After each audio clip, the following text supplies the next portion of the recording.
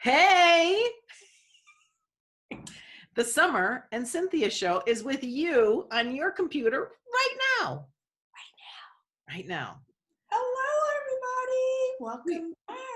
we have got so much to talk to you about today. So much. So we've been doing some reflection here. We're recording this on November 1st, 2020. And we're on the cusp of history. We really don't know what the next week is going to bring. We spent an episode recapping sort of how we feel on a fairly high level. We have not gotten into close confidences, but wow, the last 4 years have impacted both me and Summer because we've been podcasting since before all that happened. Right. And as podcasters, we do an awful lot of reflecting of what we're living. It comes out in our voice, in our content. And Summer, the unconventional woman, where is it now? What is the voice of the unconventional woman? The unconventional woman is flying high with a true sense of freedom. And I love kind of referring to myself in the third person. But no, I have a new freedom of voice because I'm not beholden to who I am professionally any longer. And that's important. It's important because we tend to have different versions of ourselves. A lot of it is from just natural survival, and then others just because you only want to reveal certain portions and pieces of yourself to certain people. But I am stepping into being who I am 100% at all times. And, hoping that my listeners on my podcast enjoy that. If not, that's okay too. And hoping that, whatever my professional endeavors and aspirations are, have nothing to do with the way that I voice myself on the show. And if it does, then obviously we don't need to do any type of business together. But just really being comfortable and confident in who I am and speaking about things that are important to me. So, yeah, it's really honing in and owning who I am at all times. That's How very about you? well. So as advanced TV history and the lessons and the looking forward and what it all means, there's a lot of TV that's out there right now. It has gone. I mean, just in 5 years, when you think about streaming and how much now we're seeing that is international content, whether it's Australia or England or Mexican, Mm-hmm. French, and it's all good and it's quality.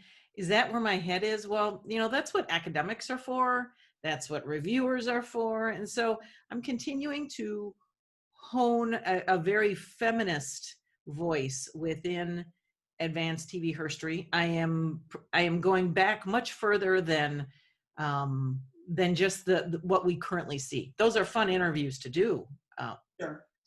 To have somebody who's kind of current or and it's fun, but there's some really important lessons I'm finding that took place in the 60s and the 70s that helps me understand and articulate how it is that we got to where we are today.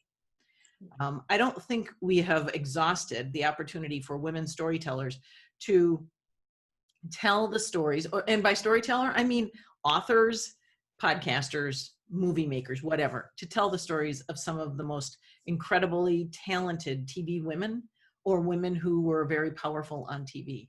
I mean, I've read so many books. We have living history with us. We have Anita Hill or Oprah Winfrey or Jane Fonda, or even somebody like Jodie Foster, who has literally grown up in the business. Yeah. There's a lot there. And we need to figure out how we are paying more attention to that. Why is that important? Why do those people matter more than women who are in STEM fields or, in the service profession? Well, the thing is we know who they are. We think they're our friends. I would love to have coffee with Sandra Bullock. Right. They're powerful because they have the attention and they are navigating at the highest possible visibility. And the entire world knows who many of them are.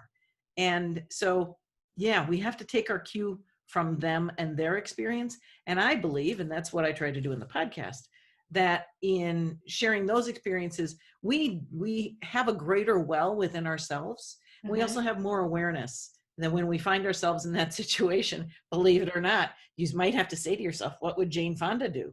Right. Would you, going back to when you first launched your show and the mission, the vision, right?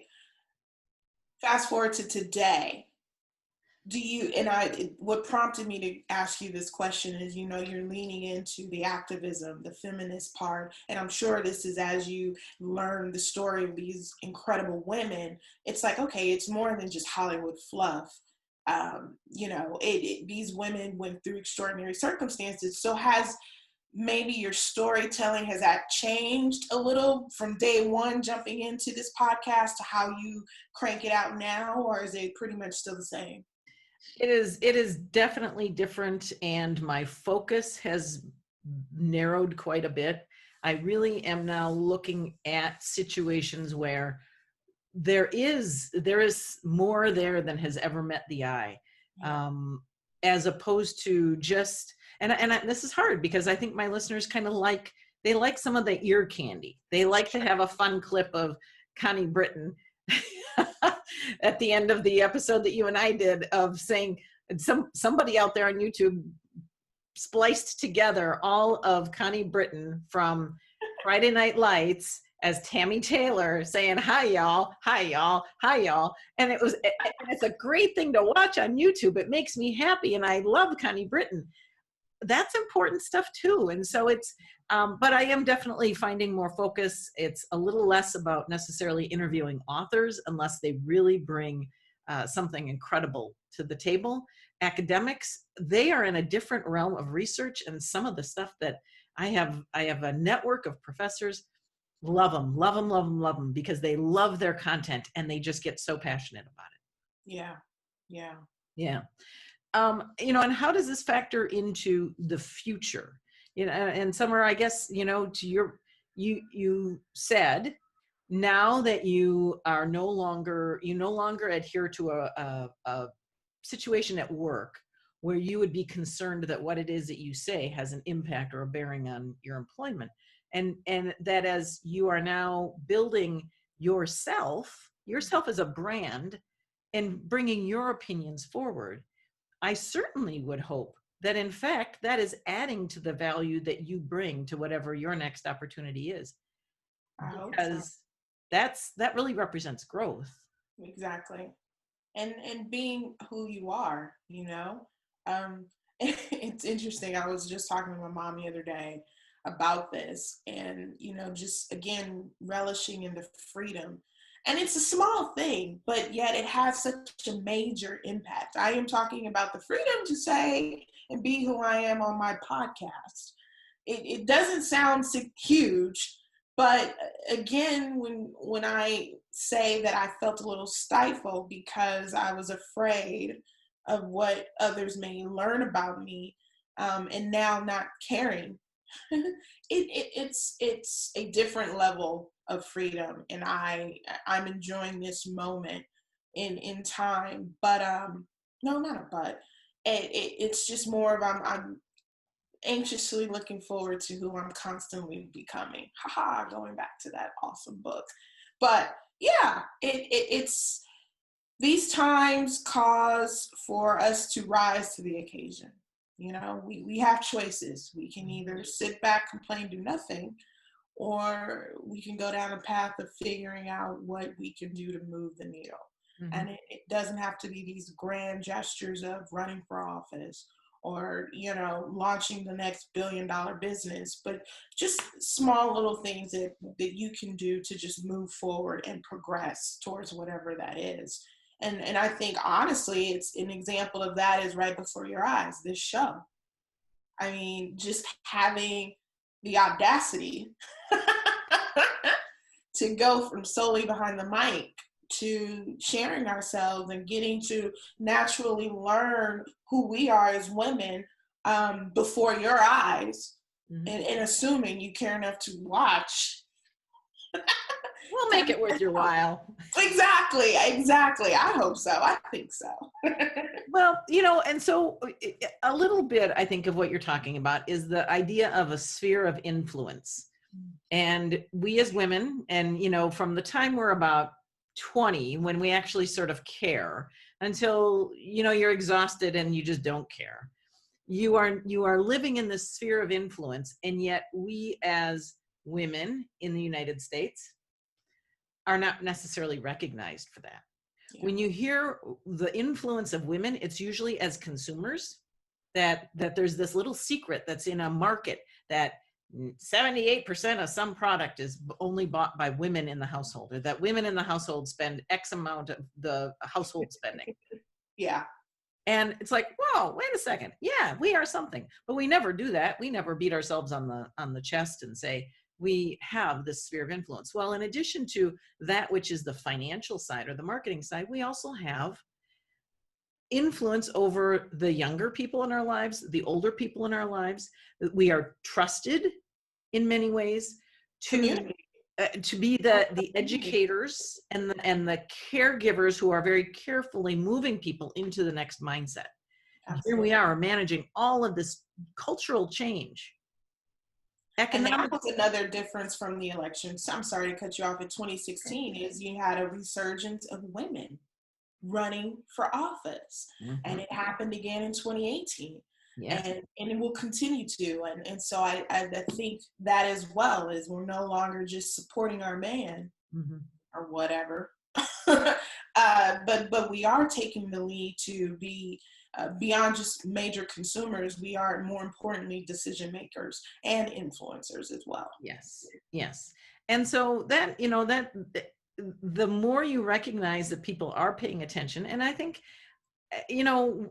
I would hope that as we came out from behind the microphone to actually see you in person, because there is something of a higher value, and it's also a different way to access who we are, and to bring this together as a conversation that relies on visuals and body language and smiles, right? That we're adding something that's thought-provoking and that helps you have a better place in your day-to-day life to be managing all of this that it is, because we've got you. We want you to succeed and to not feel pressed upon. And if you found 20 minutes or whatever it is to watch this video, you're not alone. We're working this. Yes. I really believe that we've got some incredibly smart women leading us at all levels.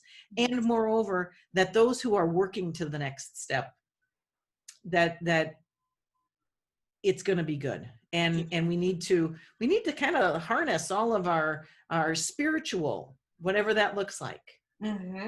And a little bit of self-care, whatever that looks like. That is super important. You got to pencil in the self-care. We have to. Yeah. And I wish we would find a different name for that, because, sometimes it's just a really good cup of coffee. Oh, yes. So I'm gonna leave you with this. This is what's going on in my world right now, given the fact that we have there's so many limits, right, to what is good right now, what is happening. So I drove out to the suburbs of Chicago, and in search of just, going to all the big box stores with my mask on and all. Was this Friday or yesterday? Wednesday, maybe. Okay. A few days ago. Okay, so true confession, and just please, if you're watching, do not roll your eyes. To me, the best coffee for $5 a bag is the Joe that's sold at TJ Maxx and Marshalls and Home Goods, and it's made by the Paramount Coffee Company in Lansing, Michigan. And you can get it for $5 a bag. And I get the dark. It's called Tall, Dark, and Handsome. And it is the most, it's this perfect coffee. I never have to find, it's it.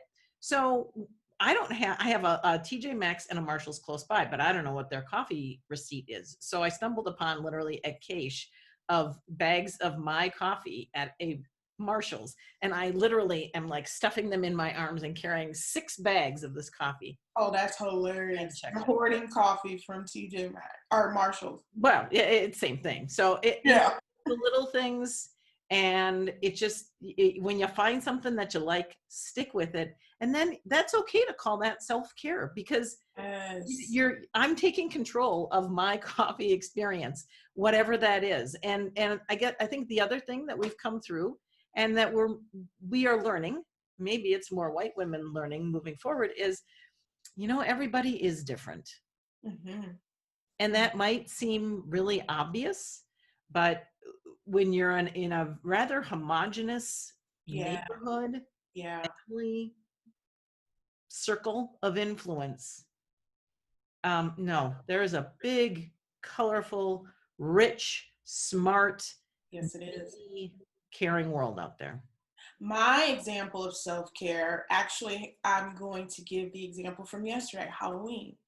So obviously, for most of us, although I'm seeing on social media today, uh, most of us were not able to partake the way we normally could, especially if you're being responsible.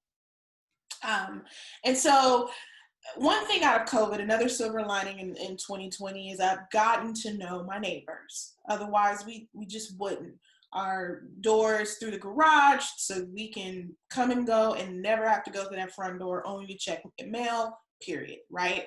But now, as we've been walking the neighborhoods and all that good stuff, you get to know people. And so yesterday was Halloween for us at the time of this recording.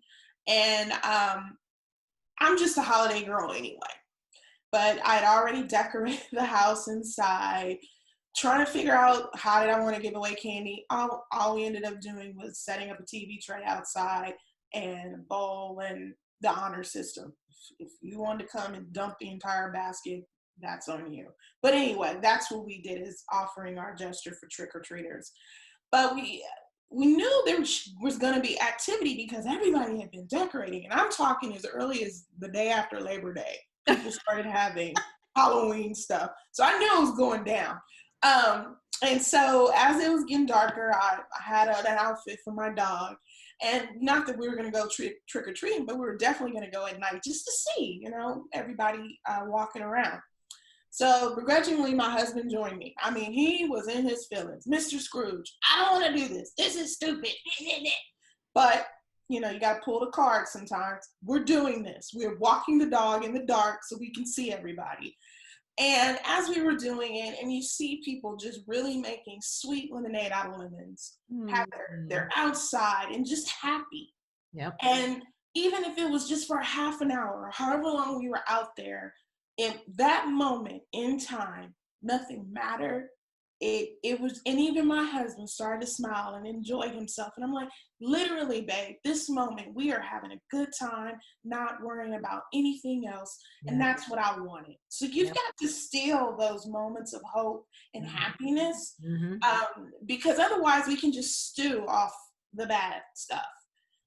But yeah, we had a great time, considering Halloween was watered down and diluted to the 10th degree, but it was still sweet to see the kids, see families out, just trying to have a good time in spite of everything. So that's a form of self-care as well. Yeah, just the concept, and neither of us are therapists. We're not, we're not into this. We I not go to therapy. I'm not a therapist.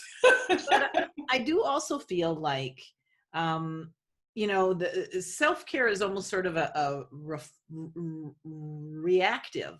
It's a reactive effort to where, oh my gosh, I've just been so worn down. Oh, honey, you need some self-care. Well, you know what? Let's get a little bit more proactive about the self-care stuff. And heading into the holiday season, figure out what it is that you can manage and what makes you happiest. Decorations, yes or no? If they make you happy, go.